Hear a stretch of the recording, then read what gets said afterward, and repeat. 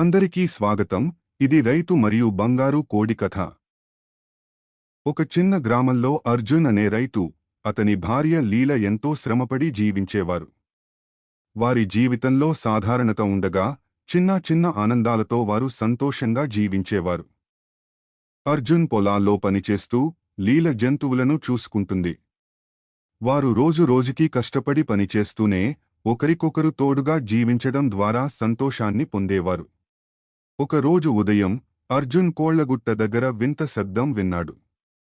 దానిని చూడటానికి వెళ్లగా, ఆ కోళ్లగుట్టలో మెరుస్తున్న బంగారు కోడి కనిపించింది. అది నిజంగా విచిత్రంగా కనిపిస్తోంది. అర్జున్ లీలను పిలిచి చూపించాడు. లీల ఆ కోడిని చూసి ఆశ్చర్యపోయింది. ఇది ఏం విధంగా వచ్చిందో అని ఆమె ఆలోచించింది. మరుసటి రోజు ఆ కోడి బంగారు గుడ్డు పెట్టింది. అర్జున్, లీల గమనించి ఆశ్చర్యపోయారు. అది ఏకంగా నిజమైన బంగారం. ఆ కోడి ప్రతిరోజు బంగారు గుడ్డులు పెట్టేది.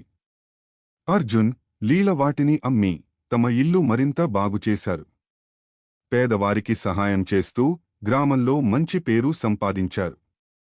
అర్జున్ లోభపడి, ఈ కోడి గుడ్లు ఆగిపోతాయేమో అనుకుని మరింత బంగారాన్ని పొందాలని మనసులో సిద్ధపడ్డాడు. ఆ రాత్రి అర్జున్ కోడిని చంపి తెరవాలని నిర్ణయించుకున్నాడు.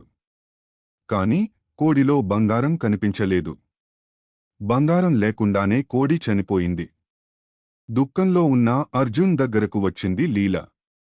మనకు కావలసినవి ఉంది, కాని మనం ఇప్పుడు అన్నింటినీ పోగొట్టుకున్నాం అని చెప్పింది. ఆ రోజునుంచి తమ జీవితాలను పునర్నిర్మించుకోవడానికి ఎంతో కష్టపడి సాధారణ ఆనందాలను నిధిగా పెట్టుకోవడం నేర్చుకున్నారు. బంగారు కోడి అర్జున్కి మరియు లీలాకి ఒక అమూల్యమైన పాఠాన్ని వదిలివేసింది. సంపద నశ్వరమైనది, కాని జ్ఞానం ఎప్పటికీ ఉంటుంది.